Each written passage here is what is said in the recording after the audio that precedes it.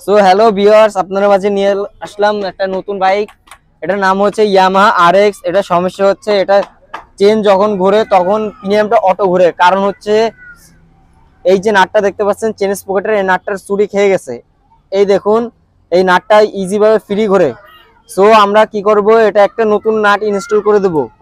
এই দেখতে পাচ্ছেন, এটা একটা নতুন নাট, এই নাটটাকে ইনস্টল করব আমরা এখন। এখন দেখতে পাচ্ছেন যে নাটটা অ্যাকুরেট ভাবে ঢুকে যাচ্ছে। এই নাটটা ইনস্টল করে দিলাম, নতুন একটা নাট ইনস্টল করে দিলাম। এখন গাড়িটাকে নিউট্রাল করে দেখুন কিভাবে প্রিমিয়ামটা আরো আগে আয় কালার। এবার দেখুন এই নাটটা ফ্রি ভাবে ঘুরছে না, প্রিমিয়ামটা অ্যাকুরেট ভাবে ঘুরছে।